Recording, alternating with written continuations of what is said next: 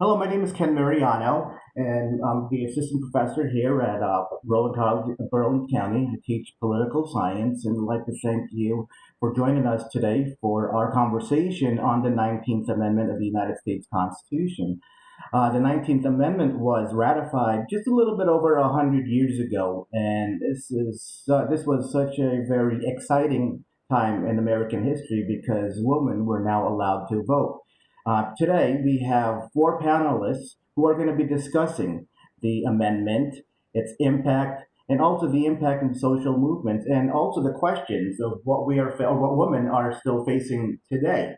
So, before we do get started, I would like to introduce the panel. Uh, we have Miss Candace Chupek. She teaches at Copley High School in Ohio. We have Dr. Karen Archambault, who is the Vice President of Student Success here at RCBC. Allison Millward, Professor Allison Millward, she's an instructor of history here at RCBC, and then Dr. Erica Ball, who's an associate professor of English. So, Candace, if you want to just get started, introduce yourself, and get going. Yeah, sure, Ken. I just want to first thank Ken for inviting me to be part of this esteemed panel and for giving all of us the opportunity to share our thoughts and our exchange of ideas at this very remarkable occasion. We're looking at 100 years of female suffrage, so it is a celebratory moment. I think there's still a lot of work to be done at this time. So are we going to go ahead and get started, Ken? Is that what you'd like me to do? Absolutely. All right. All right. I'm actually going to talk about kind of the first wave or the chapter one of the women's suffrage movement here in the United States. We would not have a suffrage movement, of course, without the dynamic duo of Susan B. Anthony and Elizabeth Cady Stanton. In fact, we might not have women's history in the 19th century at all without these two redoubtable women. Their friendship, their partnership, their opposite personalities put the wheels of women's suffrage in motion.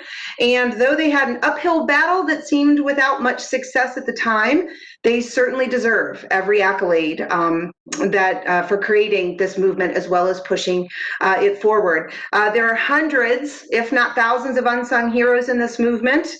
Who sacrificed, organized, were humiliated, intimidated, many arrested for daring to think they had the right of equal suffrage. But American history has decided to recognize these two women as vanguards of change, and I talk about them every year. So Stanton, of course, was a petite, gregarious, outgoing woman born to a wealthy family, but one with no surviving sons. Her father desperately wished she were a boy and told her that often. Later, her father would be very unhappy, if not disgusted and ashamed of some of her opinions, which she held at the time, knowing that if she were a boy, those opinions would be okay. She, like the vast majority of her generation, would marry, have 7 children, enjoy most of what domestic life had to offer, but she also knew that she was deeply unsatisfied and almost like a caged lion in her room, in her words, waiting to be released about her thoughts of womanhood at the time of her adult life. Anthony, by comparison, was tall, austere, sober, born a Quaker, knew she was equal from the very beginning to men, well educated in traditional schools, later at home. She, of course, went to college as well. She chose not to marry, despite many offers, because she was of the mind that married women lost their independence, or they either became, in her words, a drudge or a doll. Marrying a poor man meant you would become a drudge, marrying a rich man, a pet and a doll. She wanted neither. She taught school for a period of time, but became bored and eventually returned home to Western New York, where she fell headlong into the temperance and abolition movements of her day. This story, of course, cannot be told without the watershed event of Seneca Falls in 1848. What should have been perhaps just another women's organizing meeting became a clarion call to arms, which saw the agenda of the women's movement established, one which we are still working on to some degree even today. Seneca Falls is all about Elizabeth Stanton. it is here that she speaks publicly for the first time, presents the Declaration of Rights and Sentiments, and is the lone voice to suggest that female suffrage be included in its amendments, one of the very lofty goals of that movement. Much to her dismay, even her mentor and friend, Lucretia Mott, feels that this is an outrageous and ridiculous objective. Nonetheless, it is included, though it is not by unanimous vote. The roughly 300 men and women who attend this notable gathering head home to agitate and push for change in their own hometowns and villages. The women's suffrage movement had begun. Stanton and Anthony do not meet until 1851, where an immediate friendship formed. Anthony was not at the convention. She is excited to get to know this now infamous firebrand, and together they embark on a 50-year partnership. Stanton provided the words, and Anthony the legs. And though their initial cause is far more about abolition than suffrage, they feel this goal to be one and the same. When the slaves are freed, women will be freed too. When slaves are granted suffrage, so will women. They welcome the moment of the Civil War and know that its eventual victory will be their victory too. How devastated they are to be left out of the 15th Amendment. It changes the focus for the movement from general women's rights to suffrage only. They finally convinced Congress to propose a female suffrage amendment in 1878 with continued proposals every term until its eventual ratification. Sadly, neither Stanton nor Anthony will see that day. Stanton passes in 1902 and Anthony in 1906. Just as they were born 4 years apart, so they would die. History remembers Anthony far more often than Stanton for her tireless lecturing and touring, continually imploring women to join her cause, and male-dominated legislative bodies to hear their demands for equality. Stanton is less remembered initially, partly because she faded from public life sooner than Anthony, but also because she was ostracized from the very movement she began. After all, she suggested the cause take up full divorce rights and other foolish, quote unquote, goals such as equal pay and custody rights in addition to suffrage. The movement could not accept this. She was also quite vocal about her unhappiness at, her words, ignorant African-American men and immigrants being granted suffrage before women, which won her no popularity prizes and lost the movement the support of Frederick Douglass. Nonetheless, these women are pioneers, rebels, revolutionaries. They are the reason we sit here today, educated, franchised, and largely equal. We owe them our respect and, in fact, our very lives. We honor them when we support one another. We honor them when we make our voices heard. We honor them when we march and protest. And we especially honor them when we vote. Go ahead, Professor Millward. Thank you, Professor Mariano, and thank you, Ms. Chupak, is that correct? Did I say it right? Thank you so much. I think that was such a vivid and interesting and engaging introduction. And I think that you had embedded really nicely kind of some themes that at least I study as well, the impact of war on suffrage. One of the areas that I do study is women in war, and for a really long time, the academic debate has been over almost who did more to get suffrage, right? Was it the suffragettes or was it the women who went to war and quote unquote fought for freedom, right? And I'll get to that in a minute. And really, as we go forth in history, modern historians would venture to say no one did more on one side or the other, right? It was a continuous effort. Was there language that, women kind of won the right to vote because of the timing of World War I? Absolutely. But does that necessarily mean that there was some sort of gap between the suffragettes, protesting and sending letters and, all of these things that we've seen during the years, trying to put forward some sort of legislation, even at the local levels? And war? No, absolutely not. It was one kind of continuum. And yet there is importance to women serving in war. And I do think that alongside, because I do see this as kind of, they're both contributing to each other, there is importance for a couple of reasons. Number one, how is war viewed, especially in Western societies? there's this idea of fighting for freedom, right? You're literally going to fight for freedom. And yet for women, it was like this dual standard, right? Women would go to war and they'd say, hey, look, we fought for freedom, we contributed, we deserve this. And yet there was this concept of, you're doing kind of this maternalistic role, this role that you would naturally do anyway. And that's really important. And the reason why I bring that up is because that's kind of how Western society shaped itself for a while. There was this idea, and we see it in the French Revolution, written in Leviathan, in which women were expected to kind of leave their homes and be the motherly type. They would work in the hospitals, they would do the laundry, they would do the cooking. That doesn't earn you. So people would say, okay, so you worked in war, but that doesn't earn you any sort of active participation in society because it was something that you were asked to do. Now, throughout the era, as we see war evolve and we see armies involved, the government's actually actively recruiting and training women. So women aren't just being kind of like camp followers anymore. They're being active participants in government agencies. And so what do I mean by that? I always kind of give the example of the nurses because the nurses tend to be most visible. Yes, they're still doing maternalistic roles, but by 1901, there is an Army Nurse Corps. So what that means is that they're not just doing I'm going to leave my home and follow my husband and take care of him because he's my husband.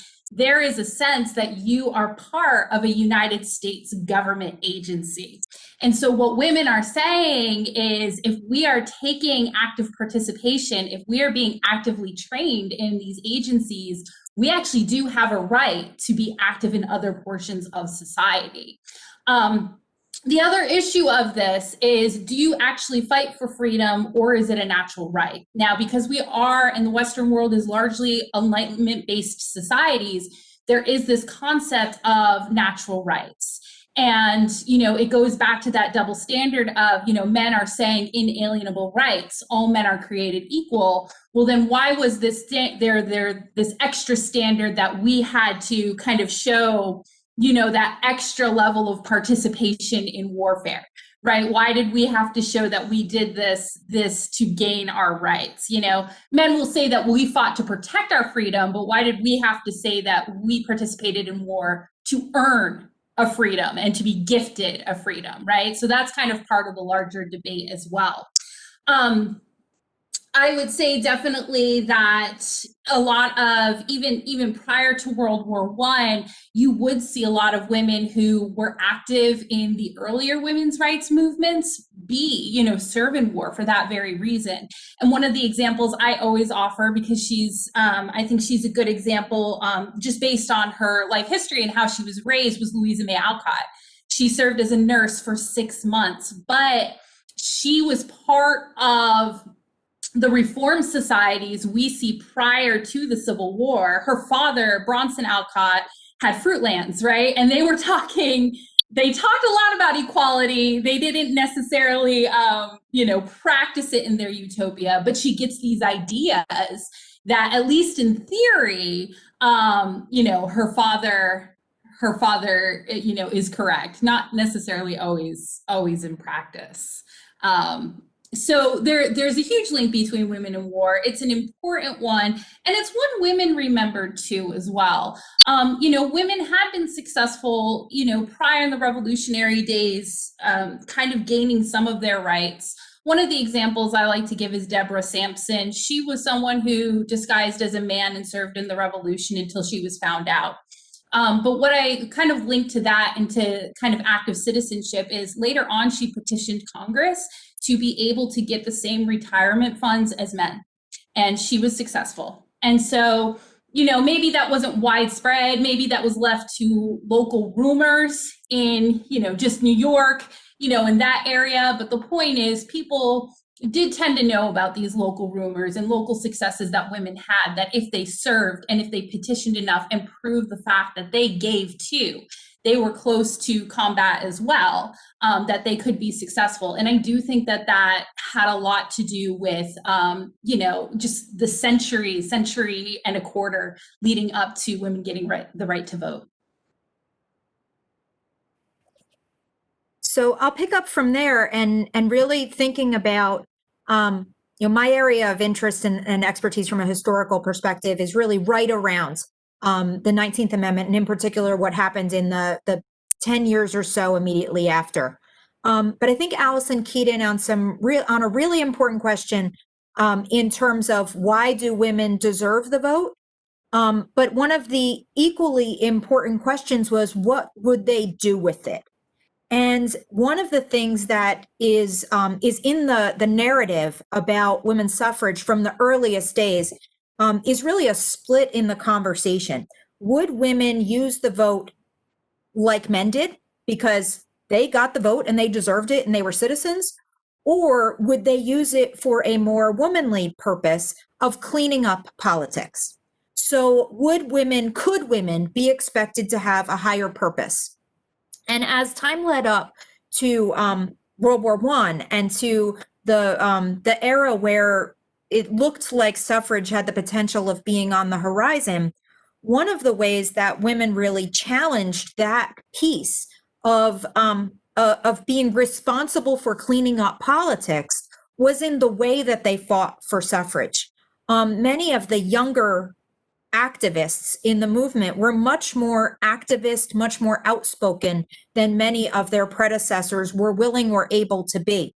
And so it was not a 19th century image of women standing in front of the White House with banners proclaiming that Wilson was an enemy of women at the time of international visits to the United States.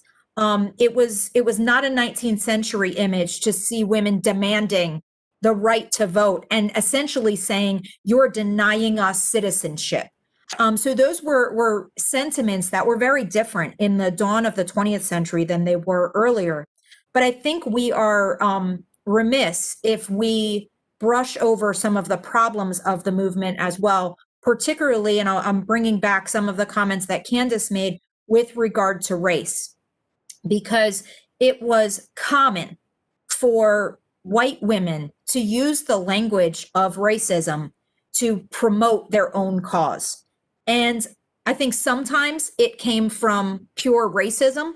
Sometimes it came from a more opportunistic kind of approach, which was essentially, we are single-mindedly in the pursuit of the vote, and everything else, who cares, because the vote is all that matters. But it was at times really ugly, and at times, in our modern view, unacceptable. I appreciate what Candace said about, appreciating those who created the foundation of what would become the movement. But there are many in modern day who would say that Susan B. Anthony and Elizabeth Cady Stanton used language, as did their successors in the early 20th century, that is unacceptable in pursuit of a goal. I think the other thing to think about in this particular early time frame is about sort of tying in what would the influence of women's votes be, because there were those who said they would vote Republican as a thanks to the Republican Party for pushing more for suffrage.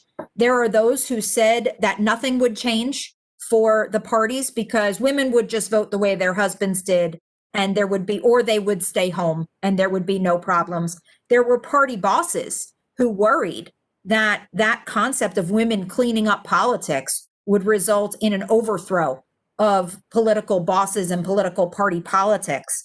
The reality is that until 1980, women voted in dramatically lower numbers than their male counterparts. And so the early numbers showed, yes, women voted more for Republicans than they did for Democrats. But that wasn't significant for really two reasons. One is because 15 states already had full suffrage at the time of the amendment itself. And the other is that there's a whole push for women to behave better. And that's just, it's sort of this expectation that women are higher moral creatures than their male counterparts. And that was, I think, at best unrealistic. But I think when we look at the next phase, I think what brings us from the early 1920s into the 70s is really the concept of what next. And in 1923, the Equal Rights Amendment is first proposed. And it takes 50 years, a world war, the Cold War, complete international upheaval for it to even be considered in any real meaningful way. And when you read the text, it's really pretty basic. It says we're equal. And that concept, as through the 70s, would become deeply problematic because of some of the same things that were spoken about in the early 20th century. Do we want to be equal? Do we have to go to war? Do we want to protect our daughters in a different way than we protect our sons? All of those things. And I think some of those conversations about are women equal or morally superior or expected to be morally superior is one of the questions that really began in the 19th century and has never fully gone away. So I'll leave it there and hand it off to Erica. Hi, so my name is Erica Bolt. I'm not a historian, but I have assigned all of my students the theme of writing about citizenship and suffrage in their assignments this semester, so I think it's only fair that I talk about it too. So I'm going to take up, I think, where Dr. Archambault, or kind of overlap with Dr. Archambault a little bit, and talk about how things are now. And one of the people that I want to talk about a little bit is Alice Paul, who was instrumental in getting the 19th Amendment passed. And one of her quotes about the suffrage movement is getting a lot of traction in this centennial year. And it's, quote, "I never doubted that equal rights was the right direction. Most reforms, most problems are complicated, but to me, there is nothing complicated about ordinary equality," unquote. So as Dr. Archambault was saying, there are a lot of issues with privilege around the 19th Amendment and who was really able to exercise their right to vote and strive for equality. So on the surface, this quote sounds very reasonable. We can all agree with it, but at the same time, it's a very privileged view. Because if you think about it, even though she grew up without suffrage, just around the corner in Mount Laurel, Alice Paul was born into a landowning family that really valued education, which meant that she had a lot of freedom and independence that few white women and even fewer women of color experienced at the time. And of course, she sacrificed a lot for her beliefs: imprisonment, hunger strikes, force feeding, and her contribution to the women's suffrage movement cannot be denied. But it's important to note that what might have seemed ordinary to her was not ordinary to many women then or even today. So if we look at just this year, I don't think that we can really say that equality is either ordinary or uncomplicated for all women. To go back to Dr. Archambault's example of the Equal Rights Amendment, which would guarantee, quote, "Equality of rights under the law shall not be denied or abridged by the United States or by any state on account of sex," unquote. This was written by Alice Paul. It went to the states for ratification in 1972, but it was only this year that the required 38th state ratified it. The original time limit was also removed to kind of help things along, but there's still no other movement made to make it part of the Constitution, so there's no law that gives women equal rights. But if we think in even more practical or ordinary terms, as Alice Paul would say, it's pretty difficult to say that women have truly achieved equality in other areas. I mean, to go back to what Candace was saying about things that Elizabeth Cady Stanton was after, like equal pay, we still haven't achieved that either. If you look at the workforce, we see that women make between 75 and 85% of what men make as a general rule. It's different if you look at different sources, but the moral of the story is it's not 100%. And of course, that number is less for Black women and less again for Latin women. There's no guarantee in the United States that women will get paid for maternity leave. The only guarantee is 12 weeks unpaid leave with job protection under FMLA, while in other countries, women can get up to 18 months of paid maternity leave.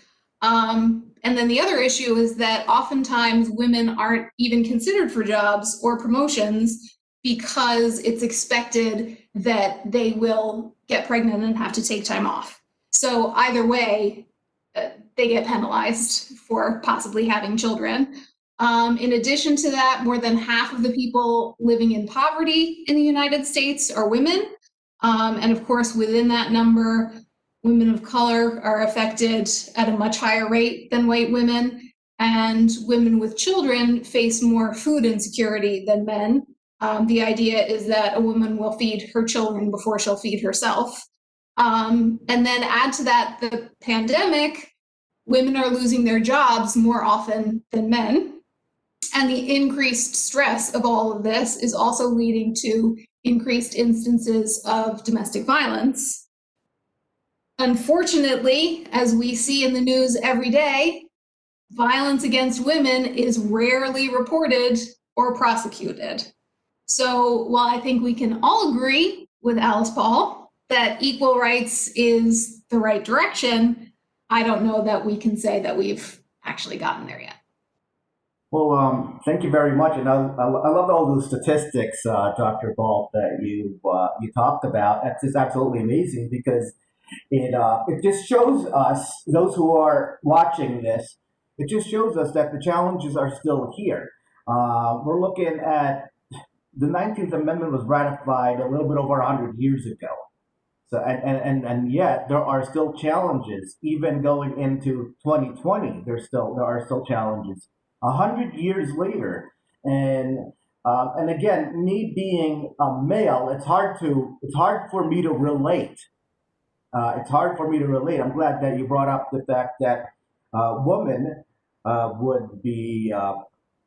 there's a less of a chance for a woman to be promoted possibly because of pregnancy, and obviously you need to take time off for that. See, as a male, it's hard for me to relate, obviously, because what is it, biologically? I don't know if that's the right word. I can't, or physically, I can't get pregnant.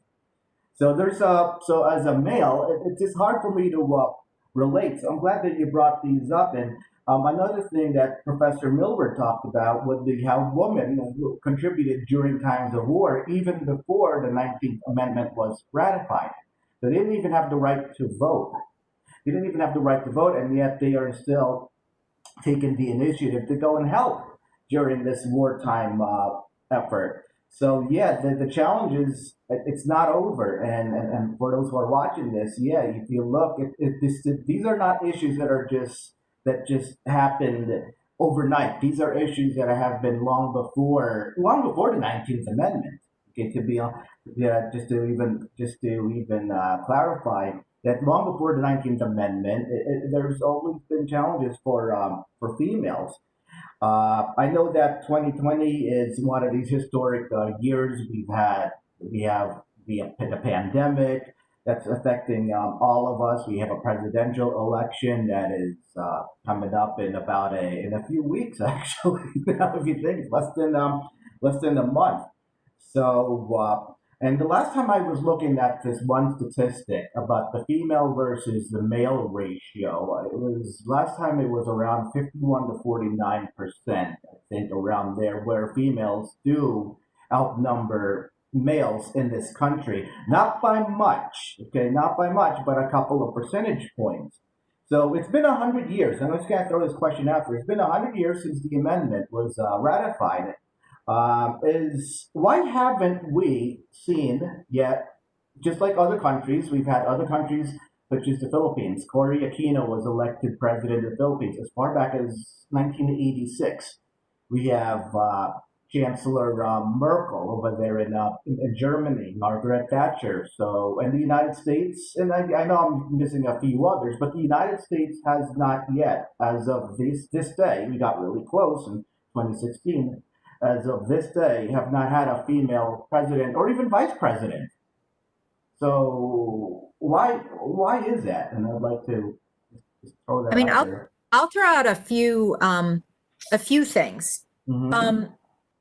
One is that we have a two-party system where many of the places you've mentioned have multi-party systems. And so when you have a two-party system, you are much more locked in to needing to rise within the ranks. And that requires many of the same things that Erica mentioned in terms of ability to move up that happens in business and that women are often blocked from. The other thing is that the question of back to the earliest days of why will women vote? If women voted as a block, then things might look different, but women are not a monolith.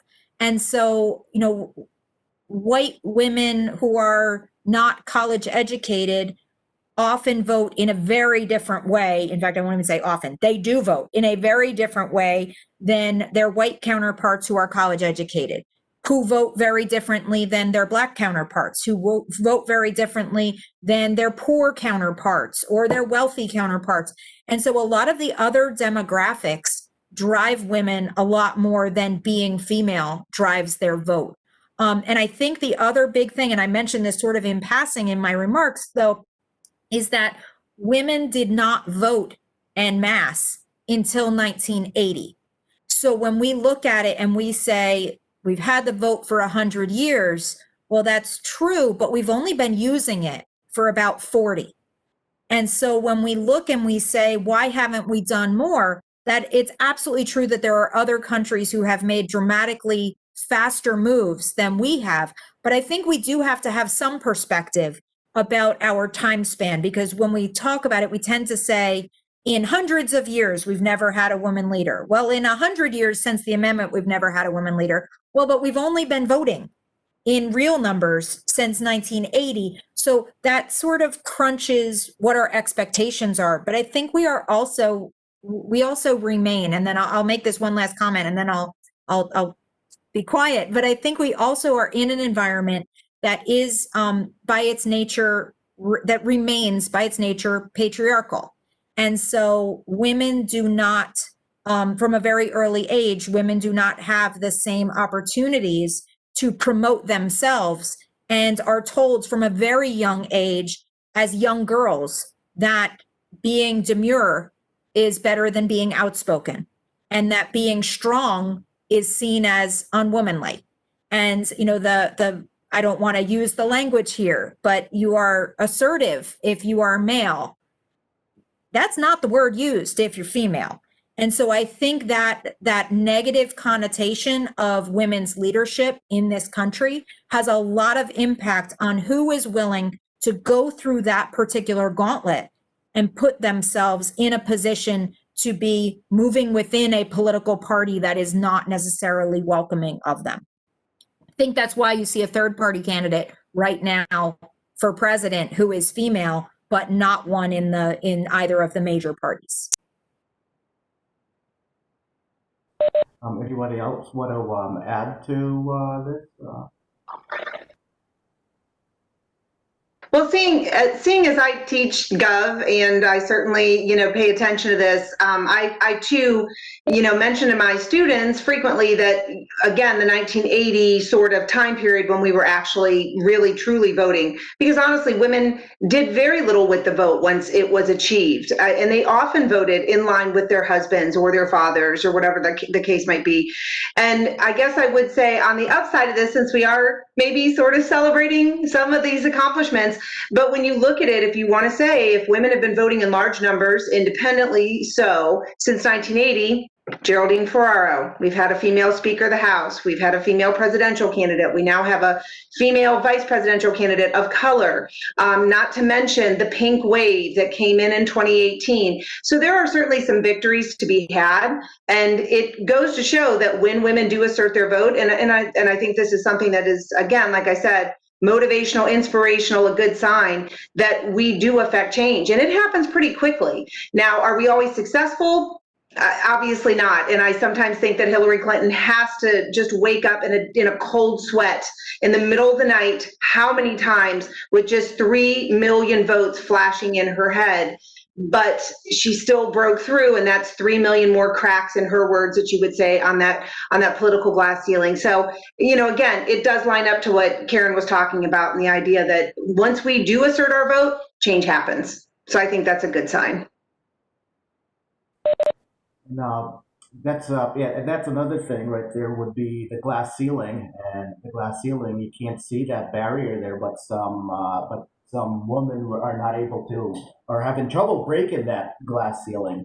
There are, and for those who don't really know what a glass ceiling is, well, there is no law against, say, Senator Clinton to become president of the United States. It's just a barrier. It's an invisible glass ceiling that she almost shattered in 2016. Or in some cases, she did shatter it. She did get about 3 million more votes than President Donald Trump. So she did shatter some ceilings, but unfortunately, it was the Electoral College, or it's the Electoral College that elects the president, not the popular vote. So that's a very good point. And again, it is more so a celebration because, and again, it is 100 years. People do take the right to vote for granted. I was talking about it to my classes the other day, and a lot of them I've noticed are very excited and very motivated to vote. And obviously, it does help that there are now easier ways and electronic ways now for us over here, at least in New Jersey. I don't know about in Ohio, but I know in New Jersey you're able to register online. Is that the case also over there in Ohio? It is, Ken. Yeah, thankfully. And it's a fairly recent development. I'm used to handing kids, kind of a one postcard registration form, which also seemed pretty simple, but the online is even better. I actually registered my dad online not too long ago because he changed addresses and he was so excited that it was that simple. So yeah, that is a fairly low barrier to voting, which is good. Which is very good because it's easily accessible, and most people have access to the internet or even just a computer. Let's say at a local library or at their school. So I just want to throw this out there, or ask this quick question: what other movements were impacted by the ratification of the 19th Amendment? Anybody want to take a stab at that? What other movements, historical movements? I would like to ask the panel, since somebody I'm trying to recall, I was taking some notes down. Talking about the fact that how would women use the vote? I think this was, I'm not sure if it was Allison or Karen who spoke of it, but I guess I want to get everybody's opinion in terms of Prohibition comes at the same moment. I mean, this is two enormous victories that have been fought for about the same length of time.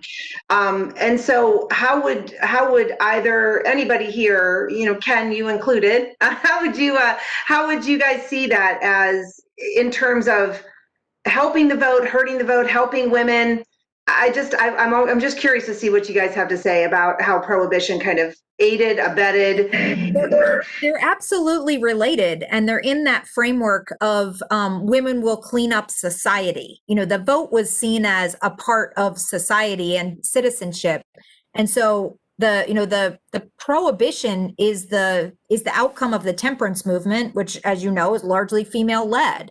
So I think they are, you know, I don't think you can draw a straight line and say because of the 19th Amendment prohibition, or because of prohibition the 19th Amendment, but they are closely related and they're part of the same progressive movement.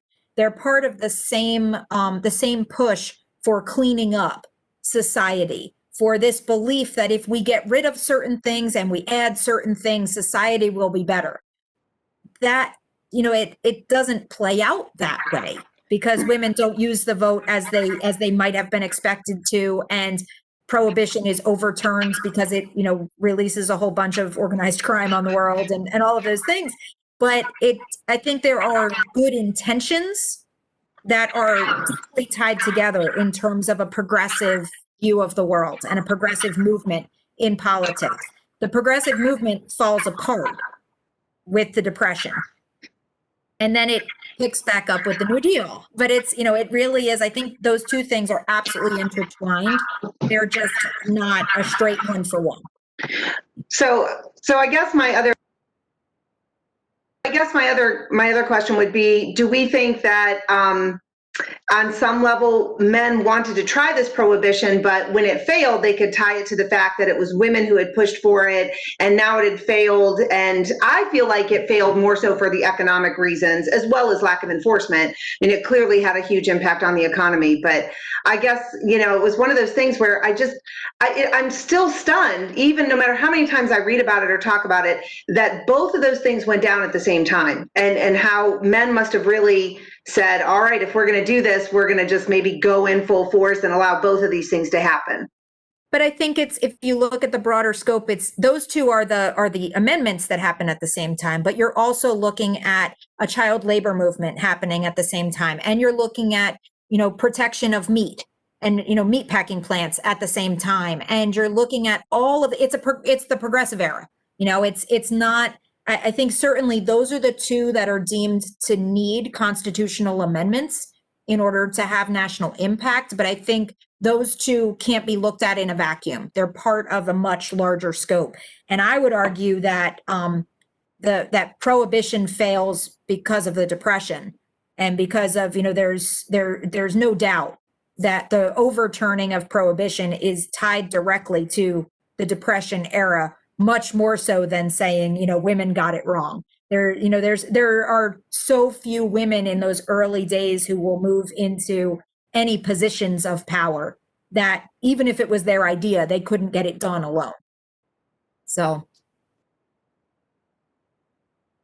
Yeah, I agree with that, Karen. And I think that that's a really good point, because as you see with prohibition, not just in America, but prohibition in the Western world, you know, from a global view, there were women's groups who had been pro-prohibition, who about 10 years later actually said, this isn't working. Not all of them, but there were some of them that didn't make their push for further equality any less impactful.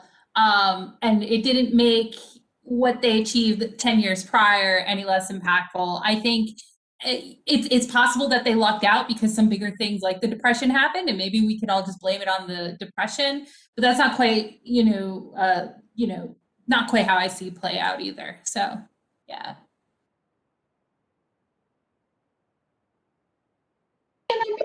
Okay, I couldn't unmute myself. I think there's something interesting to think about also, though, in terms of the image of women that we have that's associated with prohibition. Because as soon as I think of that, I think of flappers, right? And this idea that women were no longer going to wear corsets, they were no longer going to be constrained to the home. It was they were going to go out to a speakeasy and get some bathtub gin and roll their stockings down. So I think that's also something interesting to think about, that even though things were very strict in some ways, the reaction against that also pushed women in a new direction of how they wanted to present themselves and interact in society. Just as a note on that, there's some fascinating stuff if you look at like women in the public image, and I mean in terms of like public media, newspapers, magazines, things like that. It's amazing to see how women are presented in a span of a pretty short period of time, how the image of women presents itself in the 1890s versus the 1930s. And it's not quite the full force, like Halloween costume kind of flapper that we think of, but certainly a more boyish image, a straight dress, a, short hair, all of those things that would have been completely, unacceptable a couple years earlier. And I think, again, it's that, nothing happens in a vacuum. Everything is part of a larger picture. And that, I think you're absolutely right. What do we expect women to look like, to be like, to act like? All of those things are all, no matter what era you're looking at, they're all intertwined together, including today. What are the images that we have of women today? What are the images of motherhood? What are the images of women of different races or ethnicities? What do we expect people to act like? And then how does that play out in our politics and our society? There's this great, I'm going to bring up war again. Sorry, everybody. There's this great poster from World War I, and I almost wish I had it with me, but it is a woman. It's enlistment for the Navy. And you've got this tall, lean, boyish looking woman who said, gee, I wish I were a man. I would join the Navy. And the subscript is, be a man and do it. Sign up today. And so, like, when we're talking about how kind of history plays out in itself, think about all of these signs that are adding up from the mid 1900s into the flapper era. And, just like how service women are conditioned, that idea of you are kind of earning a certain type of masculinity, even though that's a little blurred in wartime as well, following into, post-war, where we do see more independent women, certainly not necessarily because of that poster, but it's just like messages coming from everywhere, right? From what we're supposed to do and how we're supposed, like if we serve, maybe we are supposed to look a certain way versus if we're independent, we're supposed to look a certain way versus if we're mothers. So I think it definitely goes back to those points of all just the different messages that are hitting us during this time and even afterwards too. Absolutely, those are all very good points, and it also just ties into, like I said about the movements. Well, it's good that you brought up prohibition because, and I like how Karen said that there's no direct line, but yeah, it's just that the 19th Amendment and all. If you look at the larger picture, and I forgot who said larger picture. I think it was actually Karen who said larger picture. Also, but if you look at the larger picture, yeah, it has impacted. If you look at the progressive era moving forward, and it's like 100 years later, we're still technically, you would say, it's almost like we still have it's still the progressive era that we're moving forward because there are still challenges. Equal pay happens to also still be a challenge where the percentages that Dr. Ball just threw out there, yeah, these are numbers where they are. It is true that the fight is still going on. It is not equal. There are even some people who flat out. I've heard of people even say when I talk about presidents and political science, how some will flat out will refuse to even vote for a female.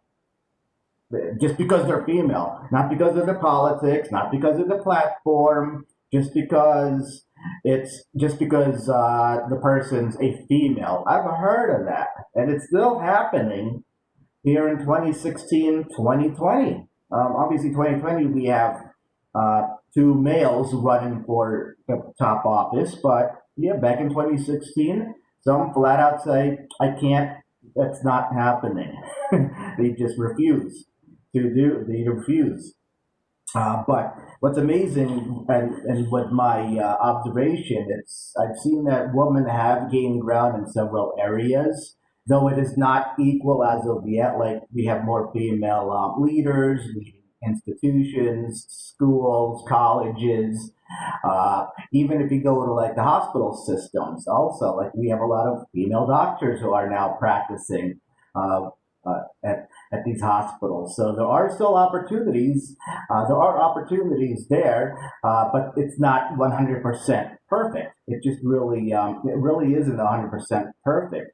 And that's what really bothers me as a male, how other males or men would tell me flat out, I'm not voting for a female, period, female president, just because, and But Ken, I think it's bigger than that, which is there are also women who say I won't vote for a woman president. yeah, So, absolutely. To the question posed earlier about why hasn't there been greater impact, I think it's easy to say because men haven't done their part. But I think there's also the simple fact that women do not always vote in the interest of women's advancement. They may have very valid reasons for doing so, but they don't vote in the interest of women's advancement as a primary reason for using their vote. And I think we can look at this year's election and look at the fact that we had numerous female candidates for one of the parties, and none of them made it to the ballot. And partially that was in the vote of women. Women did not say, I am voting for the female candidate above all else, or I'm finding a female candidate who I can support. And so I think there is that piece of it in there of women not voting as a monolith. And I'm not saying that that's a bad thing or a good thing. It's a reality. Yeah, I'm glad you brought that up also, because I've seen it from my perspective as a male, how other males. But yeah, I've heard of females also say that I'm not going to vote for a female leader or a female president. And to me, that is just untapped. It's an untapped reservoir of talent there. Whether if you're hiring, whether if you're voting for someone, it's just, for me, it's very hard to discriminate. If I were to say lead an organization, it would be based off of the qualification. If there's a female who is qualified and they're good for that job, yeah, then I give them a shot. I mean, we've seen now in sports also, female even taking on now responsibilities or taking positions. I mean, such as coaching in basketball. Greg Popovich has a female coach, Becky Hammon, and I know the Sixers also has someone also on staff. There is, I think, in the NFL we have a female referee, Sarah Thomas, I think is her name. I was just watching the games the other day, and you see her running back and forth, and she doesn't take any crap from the players, especially if she calls a penalty. And fortunately, it seems like that. Unfortunately, I'm hoping that players do treat her equally also, but we don't know what goes on down in that field. It's not always 100% might.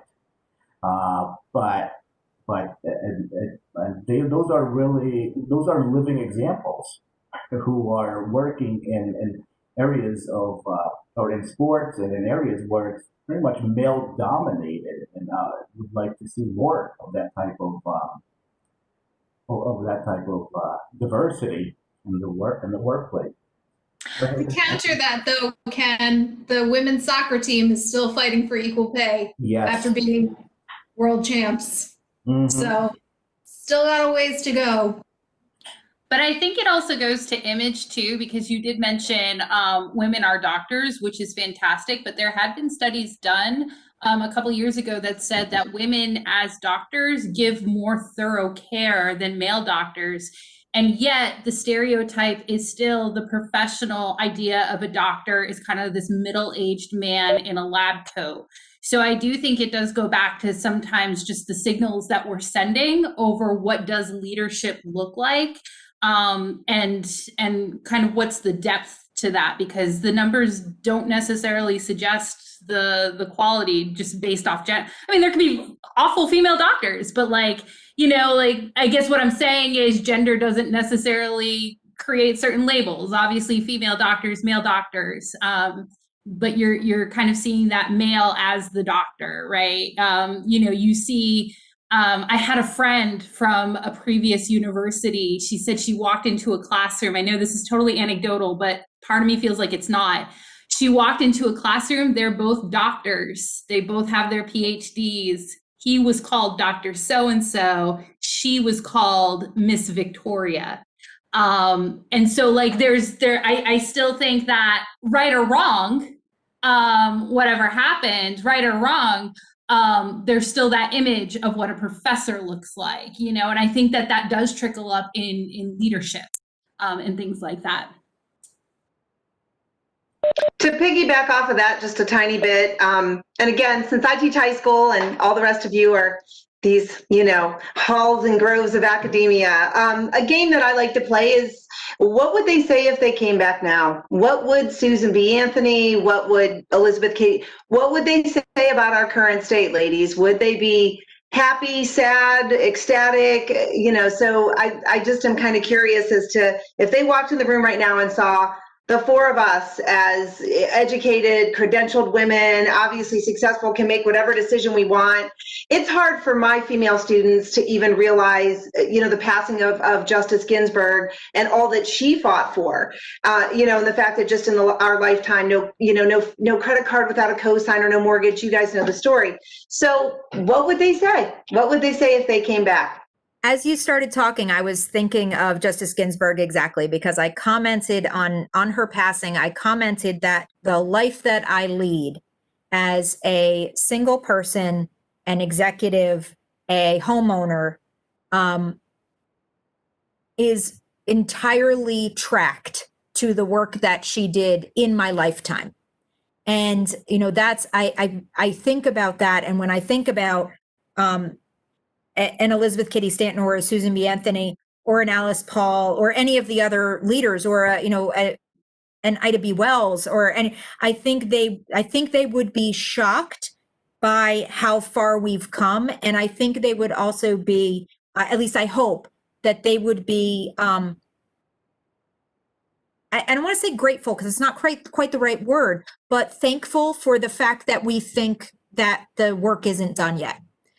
Because I think there's a piece of, okay, we're done now, that, Alice Paul has always been a personal hero of mine. And one of the reasons why is because, the amendment is passed and her thought process is, okay, that's great, but what's next? And I think that would be, I hope that their impression coming back at this point, 100 years after the amendment, would be, whoa, we've made incredible progress, but thank goodness that we haven't sat on our laurels and said, oh, good, that's good enough. I believe that they would be, that they would look with some pride on where we are.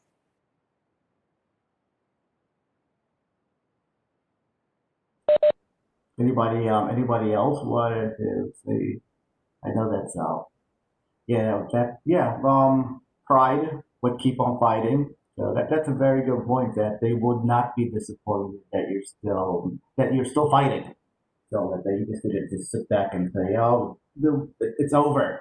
It's done. And there are still challenges. So, and even just like your average woman, I think, we do talk a lot about, these women who made big names, and that's great, because without the big players and without the big names, we probably wouldn't have it. I mean, let's be real. There's plenty of lower middle class women who thought they had the right to vote who were silenced, right? So like, I think of the people who didn't necessarily have names in the history textbooks who would look at us now. And let's face it, just as the Victorians were kind of disgusted by the flappers, there are some things they would be like, what the heck?